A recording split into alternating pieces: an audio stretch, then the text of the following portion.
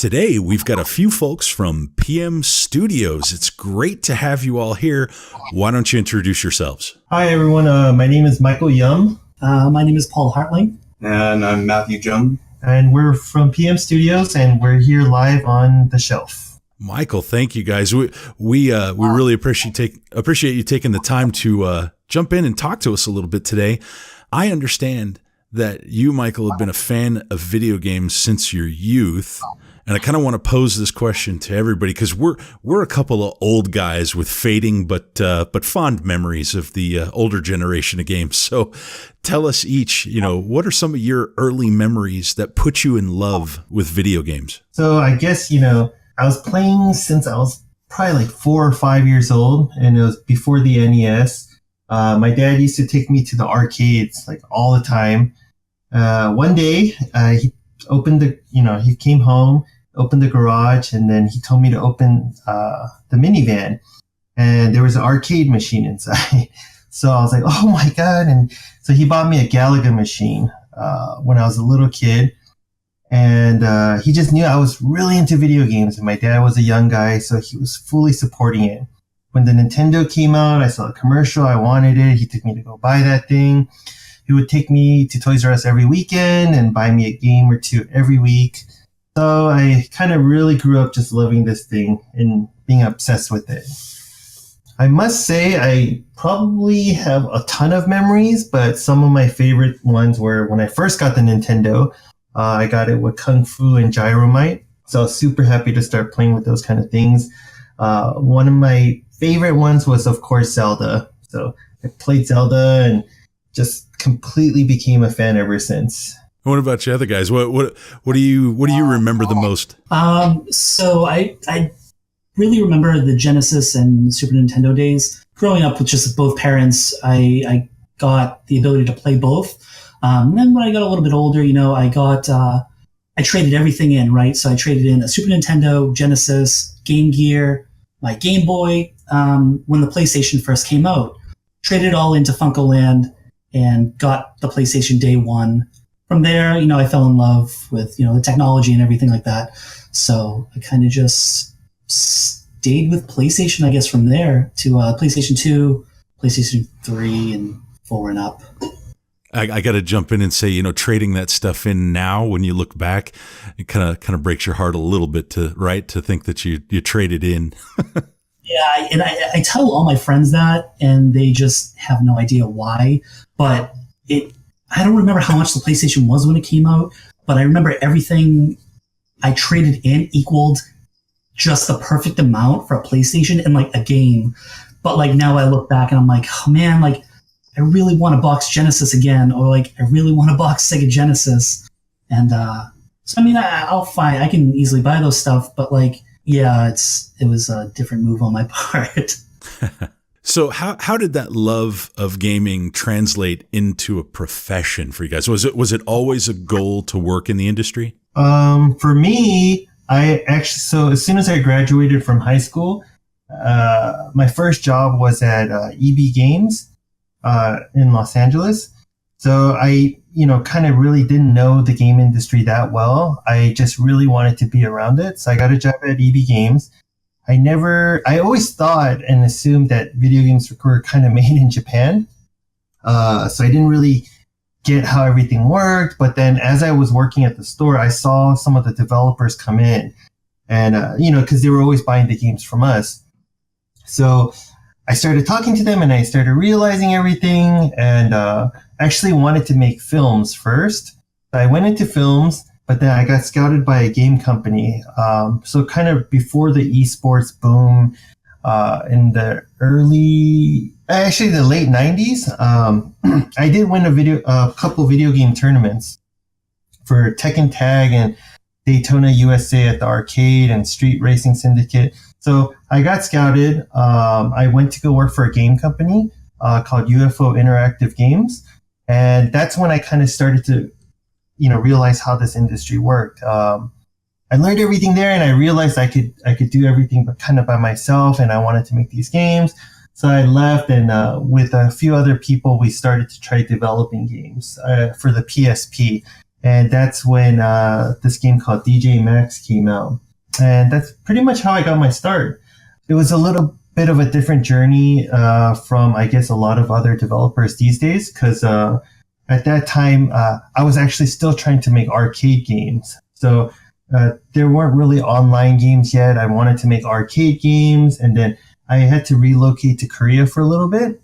And that's when it was kind of like the start of online free-to-play games. So I went from not knowing anything to going into PSP to arcade and then to online games. And then I kind of came back to the States and then took a little break, and then I went back to console and mobile now. So I had quite a journey from my roots working at EB Games. I'm just surprised that somebody said Street Racing Syndicate. I haven't heard that name in a long time. Yeah. The funny thing is, when they debuted it at E3, I won the tournament at E3 too. So I was actually the guy on the stage at the Namco booth. I bought it for GameCube when it first came out. I remember that game came out. That might date you a bit, but what year was that? I want to say like 2000 or 2001. 2001. Yeah, it must have been like 2000 or 2001. It must feel like a lifetime ago, though. Yeah, it does. So I've been going to E3 every year since '98. So you were there one of the years that I was there, which is really interesting. I got to go back around then, and the year that they introduced the Star Wars Episode 1 racer game for the N64. Yeah. It was also the same year they debuted the PS2. Yeah, okay. Oh, 99 maybe? Yeah, probably. I think that would say that was probably 99. Yeah. I think 98 was like the crazy year when they unveiled the Dreamcast. They were just like giving Dreamcasts out like left and right. Yeah, it's kind of nuts. Yeah. I could say something that would the soul would get very angry about if I talked about what I was doing in '99. So, but you've kind of glanced off of this a little bit. But if it weren't for gaming, I mean, what do you think you would have gotten into as a career? You mentioned film, but I probably would have stuck with film. So I was really into film at the time too. I really wanted to get into it. I met a lot of people. A lot of them actually became somebody's. I actually, my roots were always video games. I just never thought I could get into it. But yeah, it would have probably been in films. What aspect of film? Kind of production. So I wanted to start producing movies. I worked a little bit at Sony Pictures. I forgot what movie it was. Kind of before Hitch and like Casino Royale and Spider-Man 3. I kind of remember seeing like those prior to everything coming out. So it was exciting to be a part of things like that too. I was a big James Bond fan. So I was super excited to see that. Does anybody else want to chime in what they'd be doing if they weren't working in gaming? I mean, my story is it's really good to a point where I feel like I'm lucky enough, because before this, I mean, it was kind of just a hobby. I was kind of running a website for music games. I ran, for the past, 7 years, we were doing, it was like a news outlet, right? Instead of like a forum or a blog or something like that. It was an actual outlet that I helped run. And, prior to doing that, I was part of, I don't know if you guys ever heard of the PlayStation MVP program. So maybe it was like 5 or something years ago that PlayStation, they started up their own, like, I guess, influencer program, right? So a couple people were picked to, you got to go to E3, you got to go to all these things and to promote it, right? You got like codes for games and you can play it and tweet about it and share it on social media, all this stuff, until the point where I kind of was like, well, this is fun. I have a background in marketing and I kind of really want to get into games. So that's where I was kind of stuck, because I knew some people, but, through doing stuff with the rhythm game site, but I really didn't know how to break through. So I went to PAX East, because I'm originally from Boston. I went to PAX East and got in touch with the people that run Devolver. So from there, I kind of asked, hey, can I help run the booth one of these years? I'm local. You don't have to pay me anything just to get my foot in the door. So from there, I helped run the Devolver booth for about 4 years, up until this past summer, where I asked, I've known Mike here for a while now. And I was kind of I reached out to him. I said, hey, if anything pops up, in games, I also wanted to really move to California. If anything pops up, do just let me know. And Mike responded back, I guess back in August, and he was like, hey dude, let's jump on a call.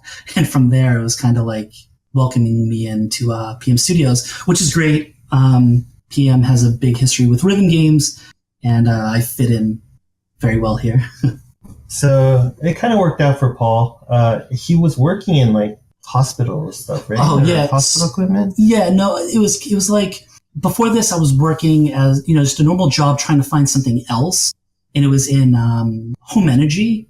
So what we kind of did was I was a project coordinator there, and which was kind of billing and stuff for the the gas and electrical companies of Massachusetts whenever we did work or something like that. And before that, I worked as a marketing director for a company that was based out of New York. They ended the company, and I was trying to, in between trying to find something. Everybody's got these great stories. It's interesting. I'm going to kind of veer a little bit off track just because, and Musynx knows this, I've recently got a connection to Devolver myself. So that's kind of interesting. I have kind of as a side gig been working with Jeff Smith over at Special Reserve, doing a little side Smitty. work over there. Smitty, that's right. Oh yeah. Yeah. So he and I have been spending a lot of time together. I'm helping him out in a few different ways. And, obviously Devolver's a great company too. But, there's all, this industry's it's a lot smaller than it might seem. It's very Yes. Yeah. It's very, very small. Yeah. And I've met a lot of people throughout the years. So we've been open for 12 years. So I've gotten to know a lot of people. And you guys have had the luxury of working with a lot of these different groups too, a lot of different people that you're talking about, Yeah. Mm-hmm. Maybe one day I will make these connections. Anytime, brother. And when you said, you want to make these connections, it's not that hard.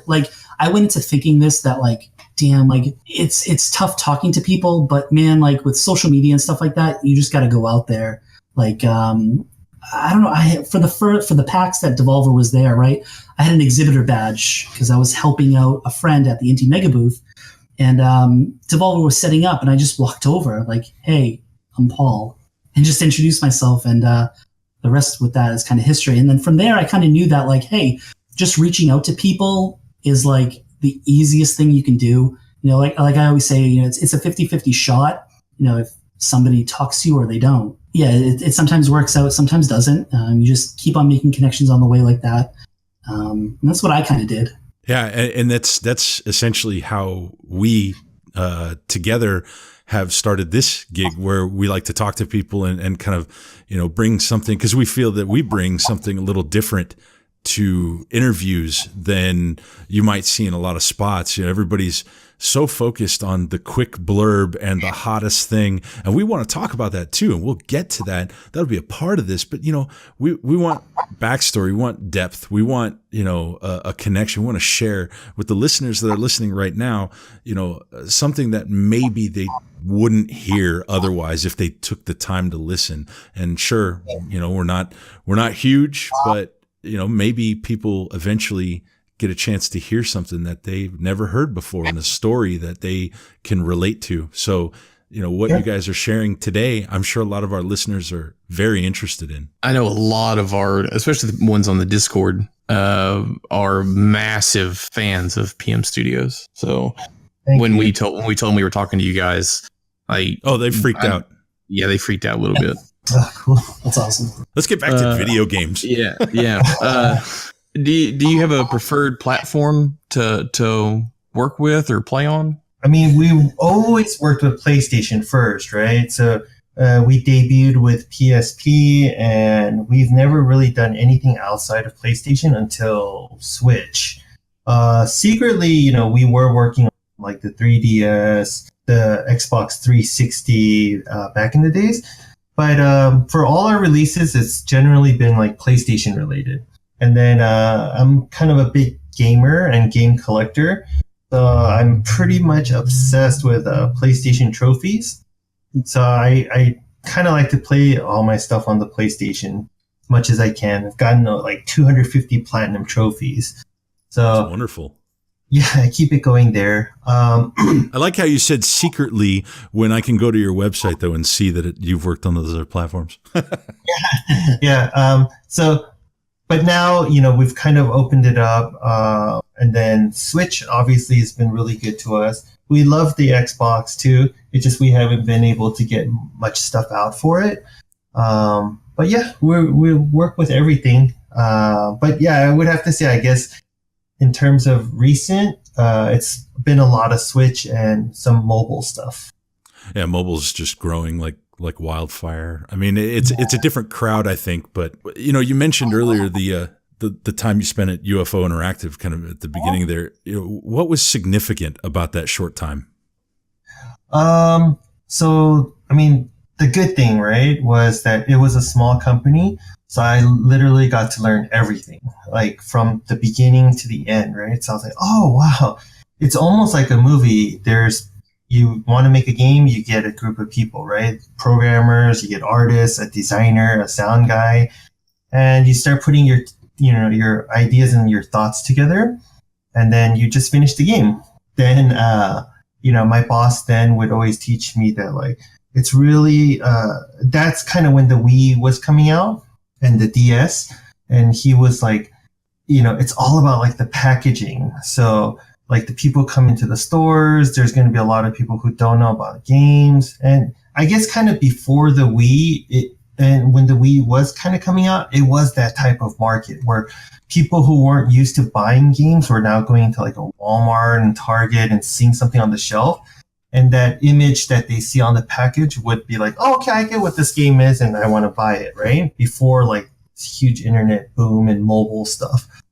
So I learned a lot of, about like the messaging behind the package and like the name and the branding and how to get it onto the shelves. And so it was a great experience. I learned how to find games, I learned how to make games, and I knew how to get it out onto the shelves. So I got to learn everything in like a year's worth of time. And it was a lot easier back then because there was no competition. There was very few companies. So it's a small industry now, but it was even smaller like back then. I wouldn't say it's a small industry. It's a big industry, but somehow a lot of the people know each other, right? It's a tight industry. Yeah, it's a very, very tight industry. Exactly. Yeah. But yeah, everybody's super friendly. So out of that, let me ask you, who are the Playmakers? Because that's a name that, when you see it that way, we don't hear it that way that often. We see PM Studios, but in this little tiny text on your website right at the top. So talk about that and kind of tell us, really the crux of beginning that. What was the real, what was that first year like? Okay, so when I decided to leave UFO and try to do something else, it was just kind of me, right? And I needed some money. And so I actually asked my cousin Peter, so I need some money. I want to try to make a game. And then he's like, well, I'm not going to just give you money to help you out, right? You got to come back with a plan. So I went back, I started writing a plan that, I want to make this kind of game. This is how long it's going to take me. This is how I can make the money back and pay you back. So he said, okay, let's do it. And so that's the P. And then obviously I'm the M. So that's kind of how we started. And we're like, hey, let's, it's got to have some type of meaning, right? And they're like, well, we like to play, make things that people want to play, right? Is that our goal? I go, exactly. And then so that's how it started, really. Yeah, and I just borrowed the money, and then I worked outside of. My cousin runs a clothing business. I got to work in kind of like one of the little offices. So I sat there like designing stuff and asking friends for help. I had another friend named Primo that was an artist, so he helped me, and we were putting things together. And then it just happened to be, like the first game that I pitched was for the DS. And so the process for making a game was very different back then than it is now. You would have to get approvals from like the platforms. So if let's just say Nintendo says no or Sony says no, then you can't make your game.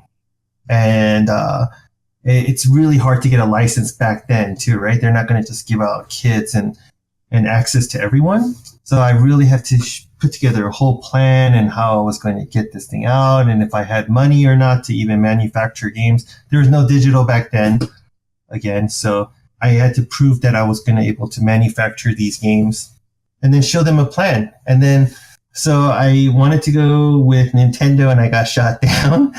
And so I got all depressed, and when they say no, then it's pretty much over. You're not going to get a chance, right? So my cousin's best friend was like, hey, dummy, like, you're just going to sit there and not do anything? Why don't you try PlayStation then? And then, the PlayStation was super, super hot back then. It still is now, right? But I just always thought it was going to be impossible to get a license from them. But I reached out to them. I asked them, and actually they were super helpful. So they said, okay, we'd love to give you a chance. They saw the plan and they okayed it. And then that's kind of how I really got started. So there was a lot of luck, good timing. And the PSP really needed something back then. So yeah, I remember my PSP fondly, but mainly because of something that you shouldn't have done with the battery. But I'm not going to go into that. Yeah. It was a good platform, though. Really good platform at the time. It really was. But yeah, that's pretty much how I got started. I think that's the first time it was ever explained here. Yeah. How PM started and what it means. Yeah, I think it is. It's great that you guys can share that. Breaking news. Yeah, I remember my PSP battery exploded. Yeah. That's not where I was going with it. Yeah, they start swelling up, right? yeah, mine swelled up and cracked open. I mean, I took it out in time, so I can still play if I plug it in with the adapter to the wall, but I don't have a battery anymore, and because I don't really trust third-party batteries because they don't last very long. So I'm gonna have to try to find an OEM battery somewhere, I guess, because I can still play it on my TV because I have the little connector cables. So I kind of want to get back to that. Okay. I love Final Fantasy Tactics, and that's like the best way to play it. Yeah. I read somewhere, and of course you mentioned it earlier that you dabbled with arcade gaming. What all did you get into when it comes to the arcades? This was a time when I think arcades were starting to kind of die out, and we wanted to make a game like a successor to the DJ Max game, and the team was like super innovative, right? And so we just felt like on the consoles it wouldn't be possible. So kind of like before Guitar Hero and stuff like that, nobody ever thought that, these peripherals would do well, right? Or it was just too expensive. And so the stuff that we wanted to do was actually even more expensive. So it was kind of before even the iPhone. And to do like this multi-touch, big touch screen game with dual screens. And so we just knew that it was only possible kind of for arcades. And it was going to be mostly an Asian release anyways. So we made this game called DJ Max Technica. I was able to actually bring it over to America. And it had some success here too. And then eventually a Vita version came out too, called DJ Max Technica Tune. But yeah, so it was kind of due to like the design of the game that, we wanted to make. Just wasn't possible for consoles at the time. So you have a cabinet of this in the office, or? Yeah, so I have the first prototype unit here. I used to have 3 machines at my house, and then I got married and she said, get rid of everything. And so I had a massive game collection. I still do. I want to say it's over like 6,000 games, all physical. And I like to collect everything with the box, everything complete. Actually, brand new, unopened as well. This must be a beautiful sight. Yeah, I can actually share probably some pictures with you guys. Yeah, I can share pictures. Yeah, that would be wonderful. You send a few over. I'm sure that we have a lot of people that would love to see that. Oh, it's crazy. Like every time people have seen it, they're like, "Oh my god!" Like, wow. You're in the right crowd here. I'm like just right now because my focus is so heavy on the Switch. Just a couple of days ago, I got my 399th Switch game. So. Oh my gosh, jeez. Yeah. I don't know if you pay attention to any of the Switch core stuff that goes on Twitter. We have a couple people in there that have some massive collections, and one guy actually collects every physical game, regardless if it has English on the cartridge or not, and any cover variants that are involved. Yeah, that's JP. We're gonna name him. That's JP. So like in the UK, the Let's Sing has like 9 different variations, and he has all of them. Oh, I didn't even know that. So yeah, it's amazing. It's amazing. It's his collection's pretty crazy. He keeps having to buy more shelves. Oh. But, and he's actually been on our show a number of times. We're pretty good friends with him. So hey JP, how's it going? yeah, we know he's probably listening to this, I'm sure. So I saw the whole Switch Corps hashtag, and it seems to be like super supportive. What made it Switch, right? Is it just because it's the latest system, or is there any reason why collectors just started going after? Oh, so we're spinning this around. I love this. You're interviewing us now. So I'll give you. Actually, let me let Cyrix go first because I'm sure he's got an interesting take on this. About the creation of Switch Core? Well, just the idea of why the Switch. The Switch Core, we've actually been published in Switch Player magazine as a result of Switch Core, but the Switch Core basically started out as a kind of like a small group of people who were wanting to spread information about Switch, and then also support the people who are developing for the Switch, including like indie studios and Kickstarters. And it all began because one of the guys that started, the main guy who started it, Josh, he actually was a big fan of the Vita. Mm-hmm. And so he actually did the exact same thing previous with the Vita. And when he started collecting and playing Switch games, he just created another hashtag to go with Switch to make it Switch centric, which is what we call it. And it just kind of grew from there. And there's like a big founders group, and we all talk and share information. And then they get out there on social media when somebody needs a push like this. There was a huge push for Hazelnut Bastille. I don't know if you've heard of that. It's a game on Kickstarter that was coming up on Switch. And as a result of the Switch Core push, it not only got funded, but they also put in a physical tier so that they could actually physically get the game to people. And so that was kind of a big thing for us that we really enjoyed doing. That all of that and all of those people that were kind of the core original group of the Switch Core people, we were all big proponents of Switch in general. We all just love the Switch, and I think the reason collectively, I think what that hashtag represented for all the core members was this idea that the Switch itself is kind of what I describe as a renaissance for Nintendo. We saw this opportunity where Nintendo was at its core kind of changing back in some ways to its original state. It sort of veered a little bit over time, and it to me anyways, it sort of lost its way. It was still Nintendo, but it wasn't the same Nintendo as it was a long time ago.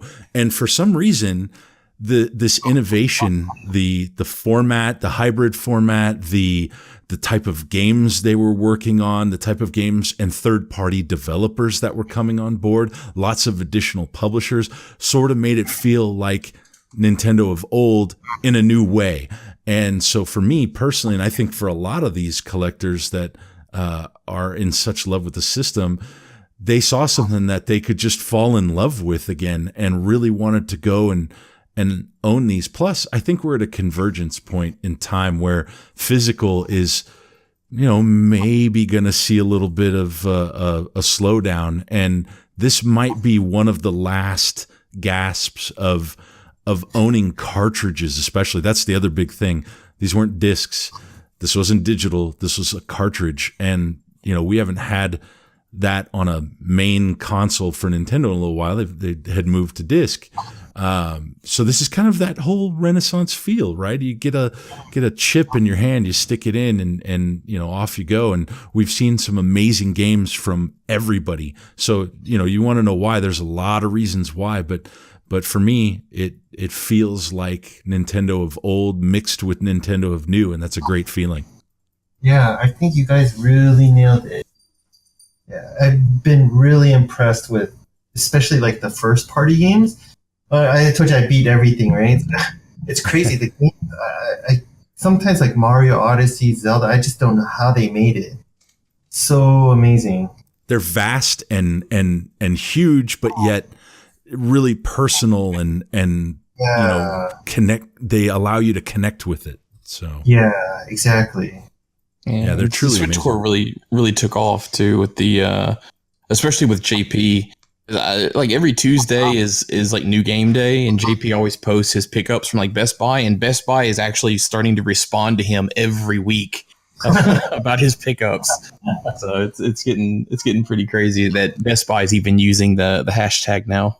Yeah, that's the other thing that we've seen is so many individuals, because SwitchCore is not just the 20 founders. SwitchCore is a feeling and a love of the games, a love of the system, a love of the developers and the publishers and the storefronts and everything. It's a love. And so we share that love, and so many people have come on to also share that love of Switch and everything about it. And we invite you guys into that too. We want PM Studios to share the love, use the SwitchCore hashtag, talk to the fans and be close. And that's a part of why we wanted you here, is to bring you guys closer to the fans. We hope that we can do that with this. Cool, thank you. Yeah, that's why we brought Paul and Federico. We saw kind of the community growing, so we knew we needed some people, to help us here, and like people who really knew everything about the industry, the people, our games. So yeah, we're just kind of getting started. Yeah.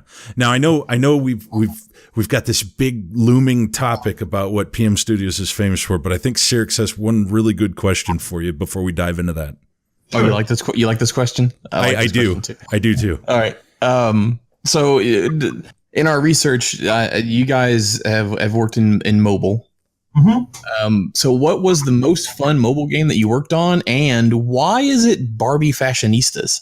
I guess what happened was I'm kind of against mobile games, right? More of a console gamer, more than PC. But I have some partners here, and they're like, yeah, you're going to have to do some mobile, right? To kind of reach out to the mass. There was, some opportunities where we had to pitch development projects to some licensors, and we pitched it to Mattel. And we actually got chosen to work on a lot of Barbie stuff. So I've only listed, one Barbie game on the website, but we've actually worked on a lot more. So there's a lot more games. There's actually a lot of other games that we helped develop in other ways that we just don't even list, right? We don't advertise it too much. But we were generally like a developer before a publisher. So, if we were going to develop something, we knew we needed to make some of our money back. So we kind of went with mobile. The Barbie stuff taught us a lot. And then we knew we wanted to try our own. So we made a little indie game called Wonder Ball. And then after that experience, we kind of wanted to jump a little bit bigger. And so our two follow-ups, we worked with two of the biggest celebrities, I guess, to make it happen. Yeah, we've seen some interesting projects on your website in those spaces. So sure. Yeah. Obviously, like Stephen Curry was super hot. I just happened to be able to get in touch with him. I actually happen to know a lot of celebrities, so there's a lot of little secret projects coming out from us. But yeah, so I reached out to him and his wife were really awesome. Loved working on it with them. I would have to say that was probably my favorite experience, right? Because they were super cool, they were nice.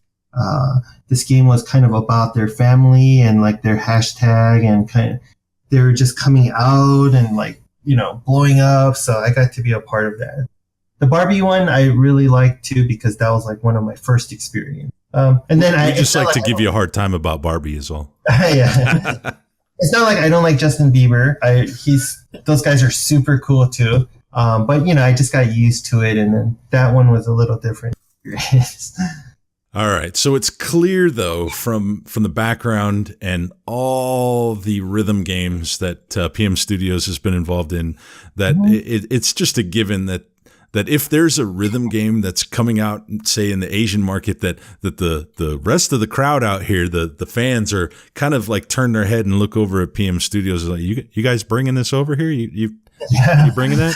Like that's kind of how that works for us. So can you tell us what you guys kind of look for in those games? Because you got a wonderful selection, and you know, I'm sure there's a lot more that, you know, are out there that you've looked at, but what makes you pick specific ones that you've helped bring over?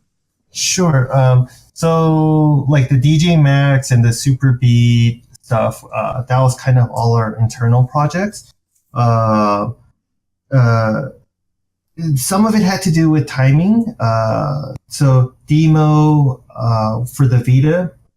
So these guys are, you know, pretty famous in Asia, right? They made Deemo and Cytus and VOEZ. And, we actually just reached out to them that like, hey, the fans are asking for this game, right? Could we, you know, work with you guys to kind of bring it out here? So of course, you know, they're gamers as well, and they want to kind of support the gamers. So I was able to work with them. I got it. But at that time, the Vita was kind of struggling here, right? So that's when I reached out to Limited Run. I was like, hey guys, can you help me with this game? And then, that's the first time I got to work with them. They were really awesome. I got it out. We're big fans of Josh and Doug and what they do. So. Oh yeah. So am I. You know, I before I even knew to reach out to them, I was one of the guys buying all their games too, right? So I was buying everything, and I knew that there's a chance with these guys. I wonder if they're willing to pick it up, and so reached out to them, and they're super cool. And that's my first run-in with them, and then. So I don't know if you know a little bit about us, but when we get our games out into the retail market, Sega is our exclusive distributor. So obviously, you know, they're a big company. And when the Switch was coming out, I was kind of begging them, like, can you help us get, you know, a license, right? So we were actually one of the first ones to get a license through them to work with the Switch. And that's how we got Super Beat out so early, like in one of the initial batches of games. And then now we knew that we couldn't do Vita anymore. Vita games that we wanted to bring over, but it was kind of just struggling, and they were too limited in quantities. So there was a game coming out called Musynx. So these guys were, you know, dying to do something for the Switch. All the other ones, we weren't sure if they were willing to port it. So they just jumped on it. And that was our first follow-up, right? Right after that, you know, we're not like trying to do a similar thing to Limited Run. We want to just help people out there, right? So VOEZ and Deemo and these games were kind of out in Asia, and then the rhythm games, and the fans kept asking for it, and we've worked with them. So that's how we reached out to them again, and then made that one happen. And that's pretty of cool. course, yeah, you know, it's a small circle. So we just contact each other and everything happens. We've been offered a ton of rhythm games, right? And so we wanted to bring out more. But there's some rules, like I'm not sure if I'm even allowed to talk about some of these things, but there were certain reasons why we weren't able to bring out physical versions of rhythm games. So Yeah. So we would have probably brought out more, but there's just some rules behind certain things on releasing these titles. To make some of them happen like Deemo, there's a little hint here.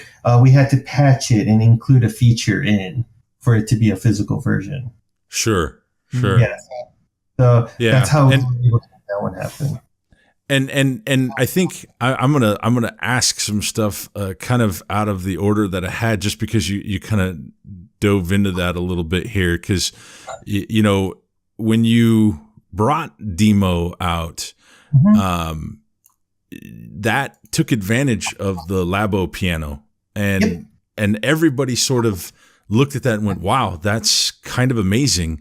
So do you anticipate more and more games, not just rhythm, but you can definitely include rhythm games? Do you anticipate more and more games doing something similar and taking potential advantage of Labo and other features similar to that? I kind of hope so, but I haven't seen another game outside of Nintendo, first party games that supported Labo. But I would like to see it. I don't know why nobody else is doing it, but I honestly think that there will be. That was a pretty neat thing to see that happen, by the way. I think a lot of people got a kick out of that, and it gave a lot of people another reason to bust out their Labo piano.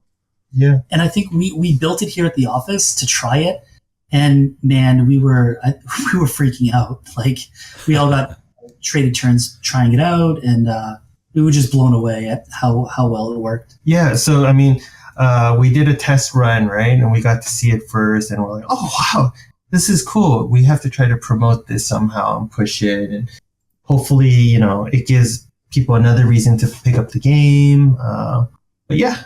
So, and then, just a little bit about that company too, the Rayar company. Mm-hmm. So, I don't know if you guys remember, but the VOEZ game was one of the first, I think, launch titles for the Switch, right, in Asia. Mm-hmm. And then that was the reason how people found out that there was even a touchscreen. Yeah, because they knew that was a touchscreen game. It got leaked out that game was coming out, and then so they're like, oh, the Switch might have a touchscreen. And so part of the Deemo thing too was like, we wanted to kind of be like the first to do something with the Switch, right? And so it's like going to be the first third-party Labo game. It was amazing. Yeah, VOEZ went through 3 different region releases that were set in completely different times. And so you had a lot of people that in the US market that were watching it when the very first release came out and there was no English support. Then there was an Asian market release that was separate from the Japanese release that included English. And so a lot of people, including myself, jumped on that because there was no news of that coming over to the States. And then a little bit later, here it comes. So, purchase it again when it got here. Yeah. Sorry about that. So, now we're kind of more in tune, right? And then it was our first time kind of going around and doing this. And we're not like trying to brag too much about it, but I think we might have been the first to work with Nintendo to do a physical release for somebody else, right? So we had to go through a few procedures to figure that process out with them. Sure. And, so going forward now, we're trying to streamline things where little things where we want like the price point aligned with digital and physical. I'm totally hating the price difference thing, right? Where it just costs more for the physical version. And so I'm one of these guys right now trying to fight this battle to try to balance things out on that front. And then I kind of personally want the same release date as well for the physical. Yeah, there's challenges to that too. And I know some of it you can't get into all the details about that, but I know that there's challenges, say, with ESRB and the costs for that. And there's a lot of alignment for, getting things prepared for a physical release that, a lot of the developers are, when they see that challenge, they're looking at this going, but I could be making money with this game and selling this game right now while you're still, situating physical assets for that and covers and instructions or whatever you want to pack in with that. So I know that there's challenges to that, but we as collectors, we definitely applaud any and every effort to bring those things that you're saying to reality. We would love to be able to see the same price point or really close. I mean, I think a lot of people realize that there's a physical cost to these games. Yeah. The chips are not cheap. So you have that, especially the bigger the game gets, right? The more expensive the chips get. So you have those challenges there, but we thank you. We applaud you for taking any and every effort to do that type of thing. Thank you. And I think our next release, the Cytus game, so that was the one we were, we're not going to go out and blurb all this out, but that's the one we really tried. So we're like, we want it out the same day. We want it at the same price point. But actually the physical, I don't know if you've heard, but it's actually a better value because for the same price, you get a free CD with it too, right? Mm-hmm. Yeah, we're going to get into Cytus too. We're going to talk just a little bit about that too. Okay, but that's yeah, good stuff. Yeah, it's we're here for the collectors too, right? And well, you are one. Yeah, and I would say more than the collectors. We're just kind of here more for like everyone. We want everybody to have a chance. Yeah, I into collecting, but at the same time, it shouldn't be that hard to get. There's two sore spots for me in the collecting world when it comes to specifically PM Studios. One of them you've mentioned, which is Musynx, because I missed out on the pre-order and I had to track down. Luckily, another guy in the Discord had a copy of the limited cover. Sure. And now I can't find the regular cover, and I haven't opened my limited cover, so. I'm working on that. I've been staring at third party, as secondary market to purchase that for a while now, but I can't bring myself to do it yet. But I've been looking for that for a little bit. And the other one I ended up getting, and we'll talk about that here in a little bit. It's later down the line, but there was a second game that I had trouble getting. That wasn't your fault. That was actually a problem with the person I ordered it from, or the company I ordered it. And we'll get into that because that's later. I'll actually tell you guys something first, right? We've never revealed this, but if anybody asked, I was always going to tell anyways, right? But the funny thing about what you're saying right now is, so the pre-orders were pretty high for that game, but we still limited it, right? So there was only 5,000 of the first print ever made, right? The funny thing is the second print is actually even more rare. So yeah. There was only 2,000 made. And okay, so now what you're saying is I need to buy it before we go to print on this. There was only 1,000 shipped. So it's funny that you said that. I actually never looked it up or anything, but that could be the reason why that one is harder to find. There's only 1,000 out there. Ah, crap. Now I think we're going to have to pause the interview and go get it. Yeah. I'm going to have to Poppin' Games apparently got We'll be back. No. I'm going to have to buy it off of Poppin' Games eBay. Yeah. Which rhythm game was the most challenging to get off the ground? I'm going to have to say the first one. It was DJ Max. It was the first one. Because I've never done it before. I knew I liked it, but then we made it kind of like for hardcore fans, right? Because the developers were kind of have a history of making these hardcore dance games in the arcades and beat games for the arcades. And so we made the game insanely difficult. And so when we started letting people play it, it was just way too hard. Yeah, I couldn't even play it, right? So I was worried about that, but actually that turned out to be a good thing because that's what people wanted.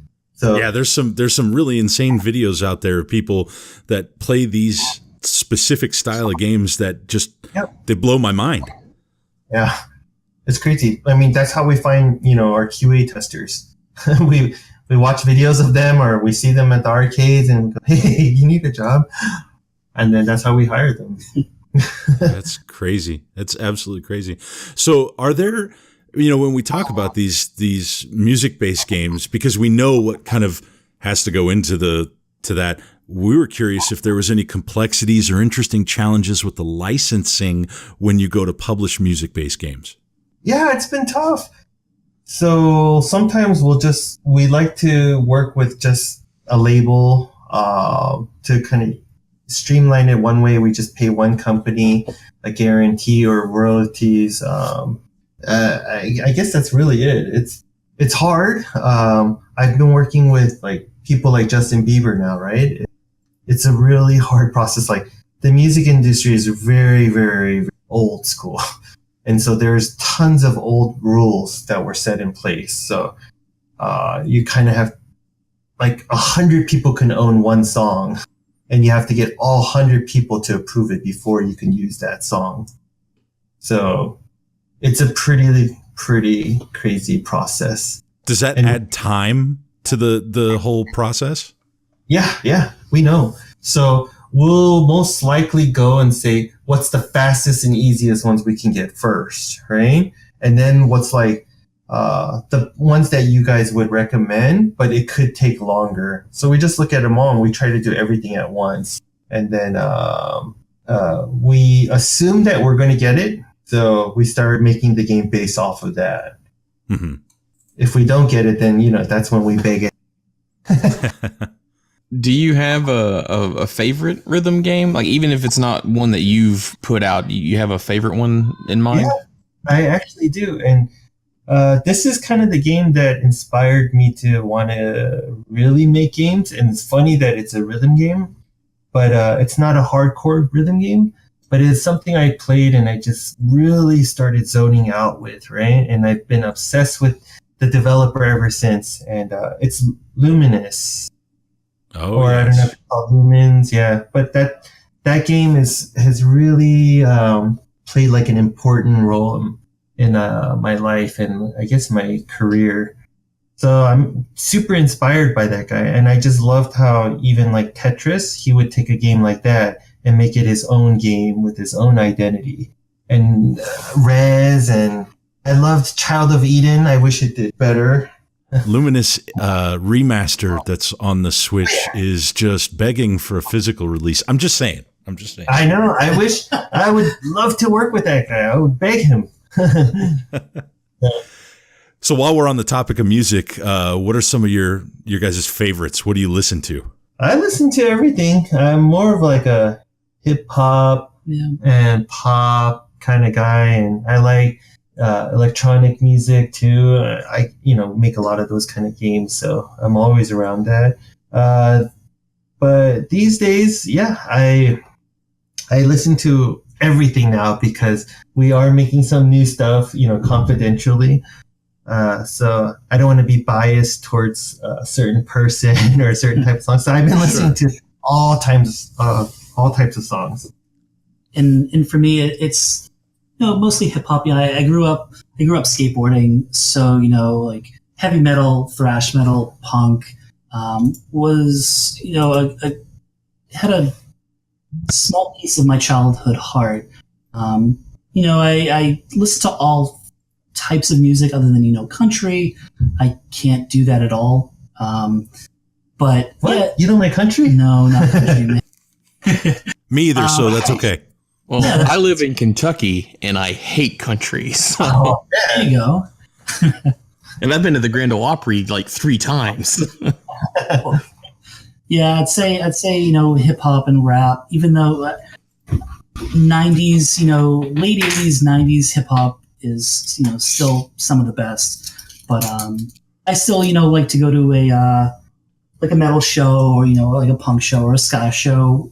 I just moved out here to LA, so I haven't quite caught any shows, but I know the Misfits, they're playing, I think next month. And I jumped in to buy tickets, I think a day before they were supposed to go live, and it said I was number 2000 in the queue. So I kind of just shut my browser off and I was like, okay, I'm not going to this.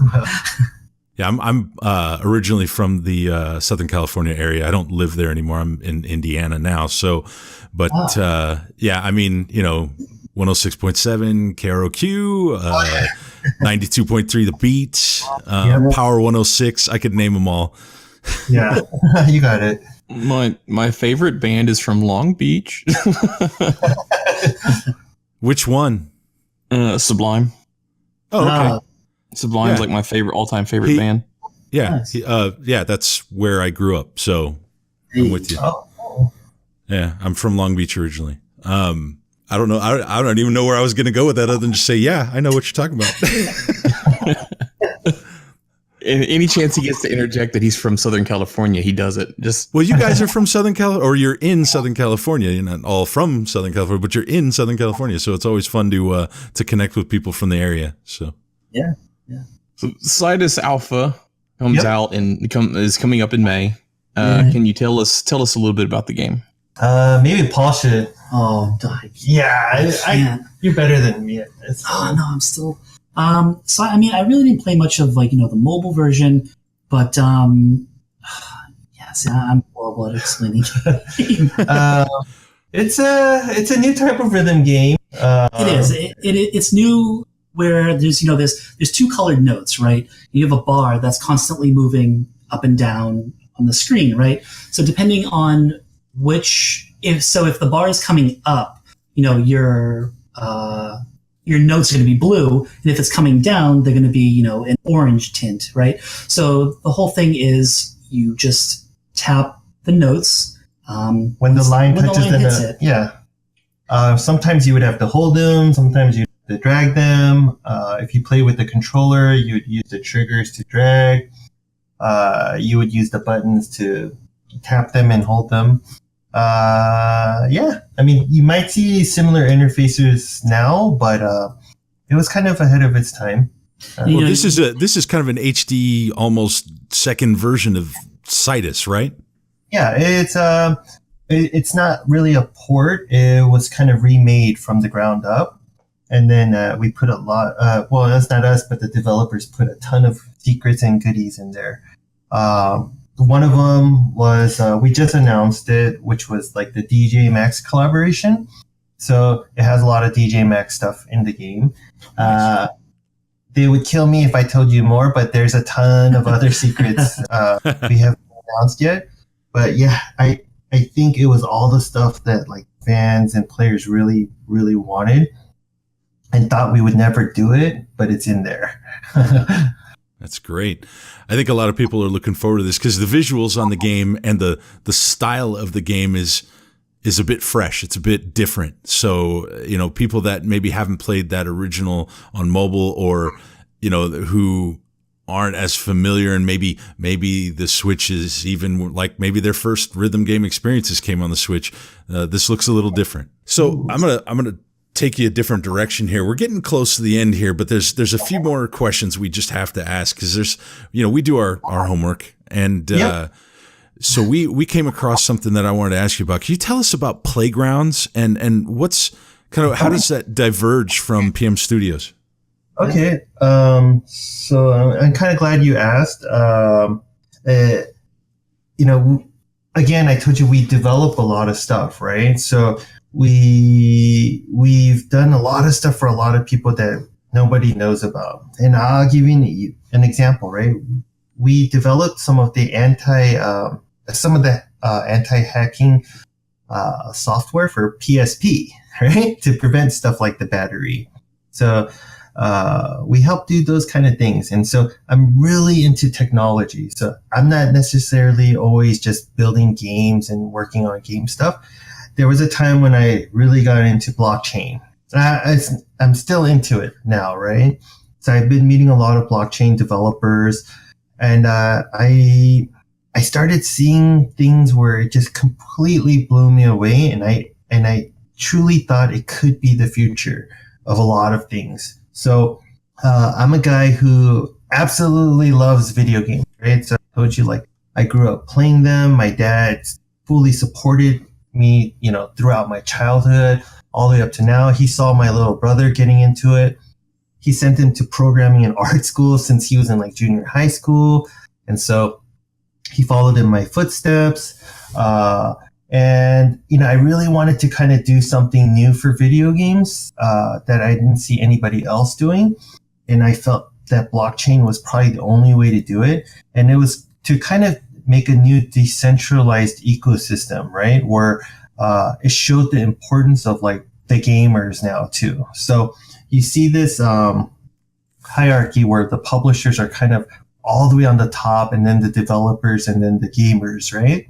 I kind of want to balance that out. So the publishers, are a third of it, the developers are a third of it, and then the gamers are a third of it.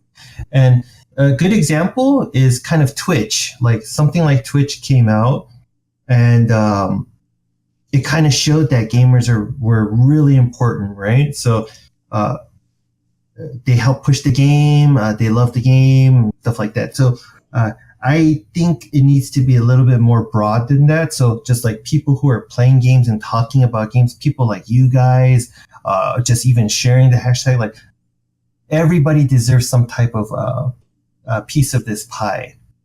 So blockchain is really the only way to do it. So I really wanted to make this project. So there was a foundation based in Singapore that was ready to back this thing up. And yeah, I can't say too much, but it's kind of ready to come out. They're just waiting on some of the market conditions because it's fluctuating so much. But there's some like super, super crazy rock stars from the video game industry that are a part of our project. And we're super excited, and we can't wait to unveil these people. It's completely shocking when you find out who these people are, like some of the highest level of people in games. So. I think we're going to look forward to that. I know that I'll be keeping kind of an eye out for any news on that after I kind of perused the Playground's website and then started to look a little bit into what I could find on it. Of course, there's not too much out there right now, but yeah, it seemed like an interesting kind of thing. So I really wanted to get your take on that. Sure. It's basically something to help this ecosystem out. And then a big part of it is to rebalance it's a power shift, right? So we really want to show the gamers like how important they are to this industry. That's great. And just by doing anything, by playing games, by talking about anything, you should start getting rewarded for it. I think a lot of people are going to really get excited when there's more to say about that. Yeah. Yeah, it was supposed to start beta test a little bit earlier, but it's coming. So yeah. Well, we'll keep an eye out for that. I know that that's a little different. There's another thing that's a little different from what we talked about, because although you guys are really focused in a lot on the rhythm game section, I've enjoyed some time with Mercenary Saga Chronicles. So first, thanks for bringing over a great set of tactics RPGs. Cool. Thank you. Also, it looks like you've got a couple of other non-rhythm games on the horizon. See what I did? Yeah. You want to talk about that a little bit? Sure. So the funny thing is, we've only done rhythm games, right? And then we wanted to support other games. We don't want to kind of just, be known for rhythm games. So we tried the Mercenary Saga Chronicles, and it outperformed a lot of the games, right? So we're like, oh my gosh. Yeah, I guess, the rhythm stuff is great. It is niche, but, testing out like an RPG was way, better for our experience. So we knew that we needed to kind of try to pick up other stuff. So, I would go to like GDC or see things, and then reach out to them and go, hey, I play the games. I really like it a lot. I wish I can work with you on it. And then they're like, oh, we would love to get a physical game out there. So that's kind of how it started. I'll throw it out there, but there is 28 games in the lineup right now. That's a first. Yeah. So you guys are the first to hear that from us too. But we do have 28 games. We just haven't announced it yet.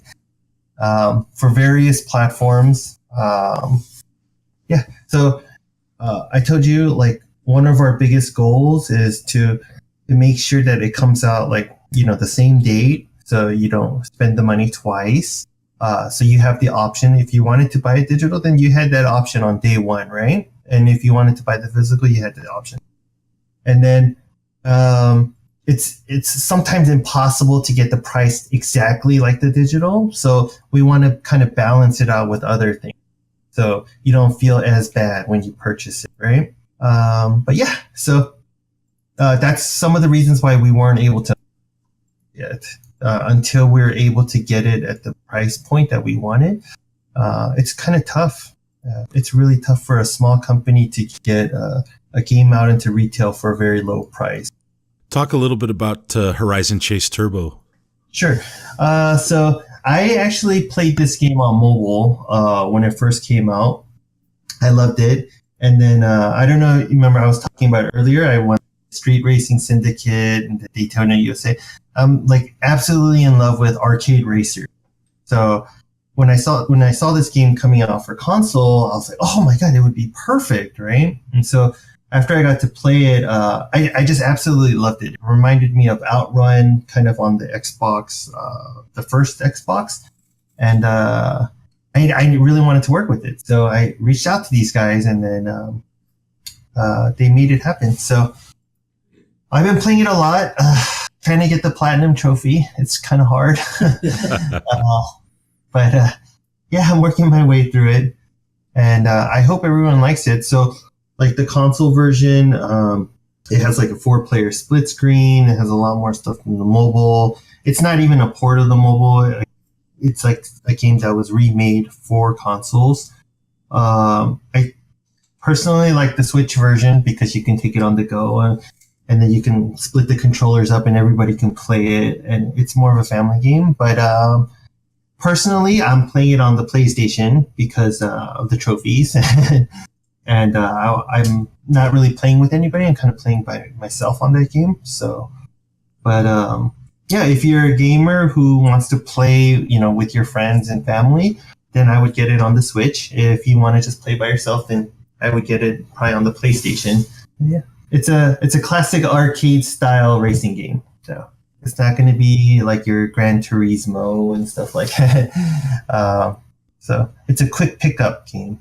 Always fun. Arcade races are good. Yeah. And it's funny that, and this part will probably be edited out, but it's funny that you mentioned Street Racing Syndicate again, because I just accidentally opened up my Steam and it was in my suggested for you games because it's on sale for like 89 cents.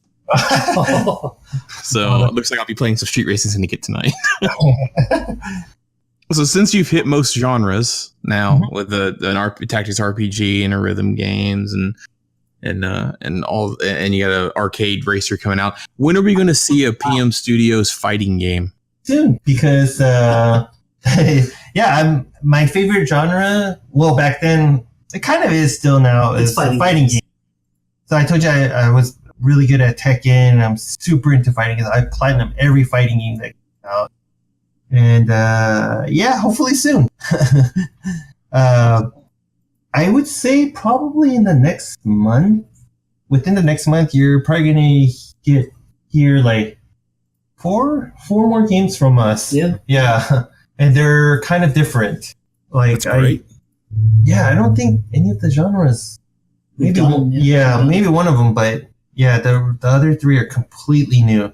And then the next set are completely new too, and then completely new after that. It sounds like an exciting time. Yeah, we're big fans of fighting games, especially. I know Soul's big into the Street Fighter on the Switch. He enjoyed that, and we spent many hours playing Blade Strangers. Oh, okay, yeah, I played that a little bit. But if somehow you can get Tekken, I mean, that would just be amazing. I'm sure that's going to be an easy IP. Yeah, right. Sure. Wrestle that. Tekken Tag 2 over here on the Switch. Well, I mean, we talk about if you get good at Tekken. I'm partial to Tekken 3 personally. Okay. Yeah. Me. I'm from Tekken Tag, so I started with Tekken 3 too. I mean, I played 1 and 2 too, but 3 is when I got. Yeah, 1 and 2 are great. Like 2, you could start it to see it mature a little bit, but 3, oh man, 3 took off. And of course, tag tournament is kind of just like 3 on steroids. Tag Tournament was a launch for PS2, wasn't it? Yeah. It was. And then the first Tekken 2 was the first game I owned on PlayStation. Oh, wow. I bought a PlayStation with Tekken 2. In fact, I didn't have a memory card when I started, so I had to leave it running 24 hours a day. That's funny. I lost all my characters. For fighting games, like I played a lot of Mortal Kombat 2. I'm not really known, but fairly good at Mortal Kombat 2. So we got the PlayStation Classic here at the office and booted it up. And Mike started just, going away at combos and Tekken. And some stuff I didn't believe because he started talking about this thing called chicken. Because it's in Tekken that it's something that, like parrying, but it's like on another level. Yeah. And so he told me about it. We watched some videos, and I was just blown away that the system even existed in Tekken. Yep. Yeah. It's really deep.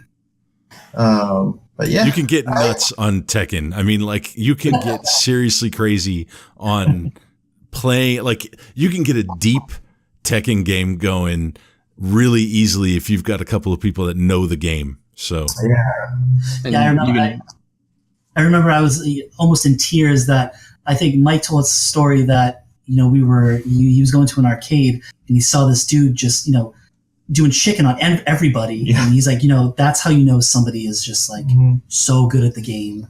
Just everything you do is it's just chicken. Yeah, there was a time when I went to the champion was there, right, and he had like 40 something win streak, and then I beat him, and one of the rounds I beat him with the perfect too, and I literally almost had a heart attack at the arcade because my heart was beating so fast right after because I was so nervous.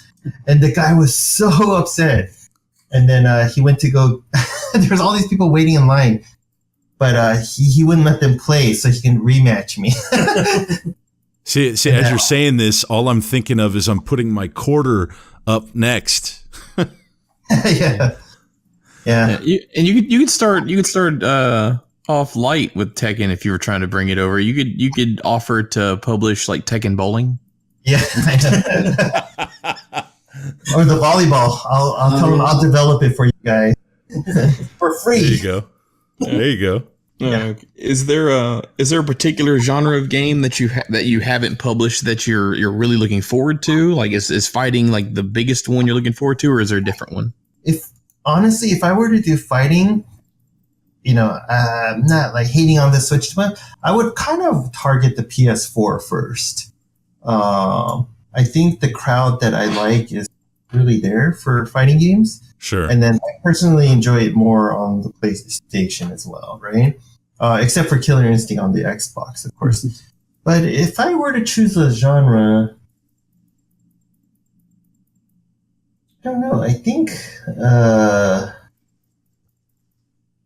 we've almost covered a lot. Yeah. I think that the one that would be the biggest challenge that I would want would be like a full RPG, because of all the localization and lots of text, like a nice 120-hour JRPG. Yeah, something like that. With probably like a 50,000 word script.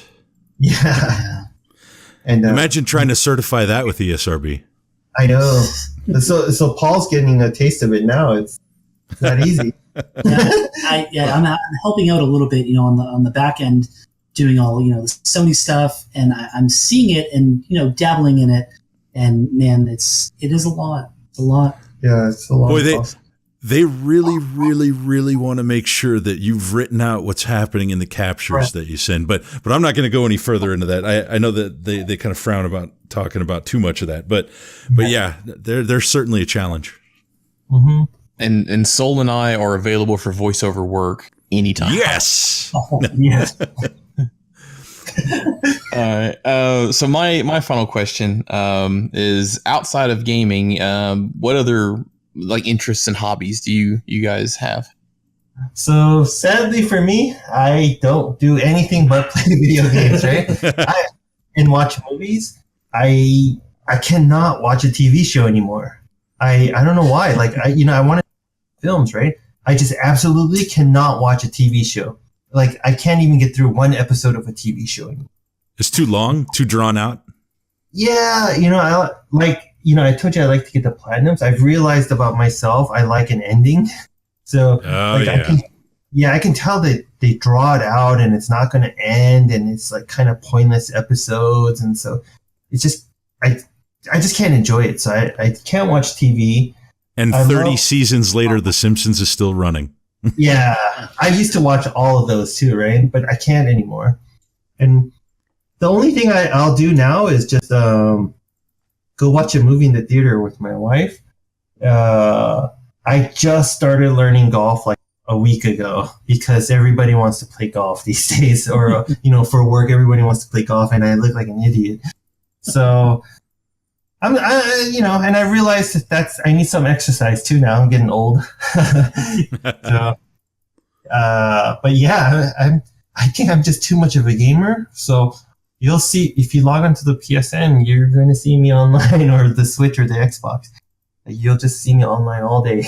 And for myself, I mean, I just moved to Los Angeles, well, Anaheim, but friends that I've known forever that I'm staying with, they're all, food people, right? So I'm getting my fair taste of, going to a bunch of food spots and checking out, what's hot, what's good around Los Angeles. Fashion, I've been into fashion and I used streetwear clothing my whole life. So that's what I kind of do in my off time. Play games, of course. Man, Anaheim to LA is a bit of a commute. Yeah, it's. I mean, I just take the 5. I know, but still. I told him. Yeah, it's yeah.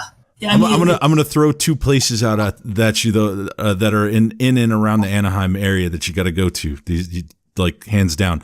There's an Italian place in Anaheim. I want to say it's on Ball. Mama Coza's.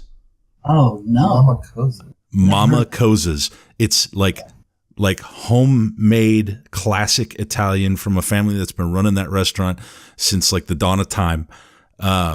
Amazing, truly amazing. Look up Mama Coza's. The second one is was it Fullerton? Fullerton. It's Heroes. I want to say it's like Heroes Bar and Grill or something like that. But it's over off of Harbor. Okay. So just look that up. Those 2 places are the bomb. Cool. Okay. Yeah, I made the note, so I'll definitely check them out. Yeah.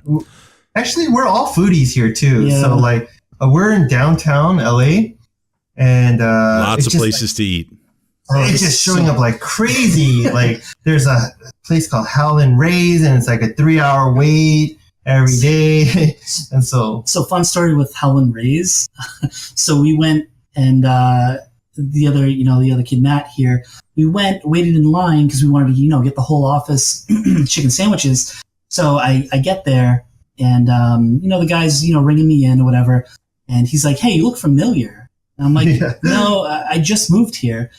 And he's like, "Oh, you just moved here? Okay, so here's a bag of pickles, right?" So he gave me like a bag of pickles just for moving into the neighborhood, starting my job. So he asked me, what do you do? And before I could say something, the guy cooking, like the chicken, he's like, "You're the guy from Hot Ones." so if you know Hot Ones, it's, that show on YouTube. Yeah. Where, they celebrities, right? So I was like, "No." And I kind of smiled. And I don't think I should have done that because he was just like, "I know who you are." He's like, "You don't have to lie." He's like, "I know who you are." So he started smiling. He puts a cookie in his hand and he goes to shake my hand, like the old, the uncle with a 5 in his palm, giving it to his nephew. So he gave me a cookie, right? And it didn't stop there. So I say thank you. I told him, "No, I'm not from this place." And he just didn't believe me. So I go back, I told Matthew was dying laughing. So Matt goes in, picked up his food, and the guy points at me and he's like, "Here, I'm going to give you, our secret menu fries that aren't on the menu just because that guy." And he's like, "Yeah." He's like, "That guy was on an episode of Hot Ones before?" And he's like, "I knew it." So now I'm there. It's crazy. It's like a 3-hour wait every day. And so somebody from the office will be like, I'll go wait because I really want to eat it. I'll get this. Like, oh, thank you. And then, but now we know we have to take Paul. Hey, you get your secret in there. Yeah, the key. As long as I can just skip the line, I'm fine with free food. But if we could skip the 3-hour line every day, that would be a help. All right. So normally an interview would kind of wrap up here. Actually, I think there's probably, a little bit that we're going to do after this next thing to kind of close things up. But normally an interview would kind of end here and we'd wrap things up and it'd be cozy, but not us. We don't do that. We have one more question, one more thing. Now this question, everything we've asked you before, for the most part, has been related to your industry or what you're doing and everything. And I think that we'd like to throw something in at the end that just has nothing to do with any of that.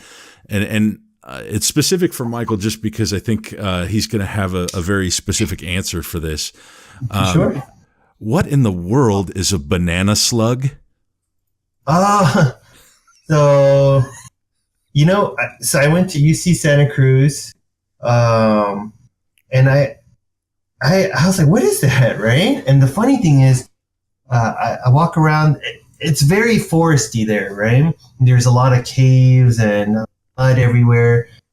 So we're going, and then I realized I see a ton of bananas on the floor, right? It looks like they literally actually look like bananas, like real bananas, right? And it's like slowly moving, but like those little mini baby bananas like that you see. So it's a slug, but the shell looks like a banana. It's a banana slug. That's what it is. Yeah, it's a slug that looks like a banana. So what is the significance of that? Why banana slug? Like there's something about UC Santa Cruz specifically. I have no idea. I think it's funny that the answer was in the question. It's a slug that looks like a banana. Well, yeah, that's true. But the banana slug is the official mascot, mascot of UC Santa Cruz. Yeah, I didn't know that. But yeah, it is our thing, and they are in our school. It's everywhere. It's such a weird thing that that the school chose a slug. Yeah, as their mascot. Have you guys ever seen one? I think we had no choice but to take that as our mascot. They're everywhere. Yeah, it's something. I was, like I said, I was doing my research and I found this thing about it, and I just had to ask because honestly, we don't really have those here. And I don't even think those are a Southern California thing. I think you have to go up a little bit northern to see that. So yeah. It's not like the slug is the best, like most ferocious type of thing to pick as a mascot either. So no, we like to take things slow. We like to take it nice and slow, and everybody there likes organic stuff, fruits, right? And so it's perfect for them. Yeah, no, it's awesome. So, well, I want to thank all of you for, we definitely really appreciate you guys taking some time to spend some time with us and really share your story of what PM Studios is all about and what you're bringing. And do you guys have anything else that we haven't covered that you want to share with the listeners or the fans? Anything else you want to say? No, except, we just want to thank everybody for supporting us, and we want to thank you guys. We're really grateful. It's a small company. We've been around for a while, and we're kind of trying to do stuff for fans, and hopefully, we survive long enough to keep helping everybody. But yeah, we're just really grateful to even be around still. And it's really because of all you guys. Yeah. Thank you. Yeah. It's a mutual appreciation. We think everybody's really going to love hearing us talk to you guys and getting to hear what you have to share and hearing the history. So thank you. And we'd love to have you on again at some point in the future. Cool. Thank you guys. We'd be honored. Yeah. Yeah.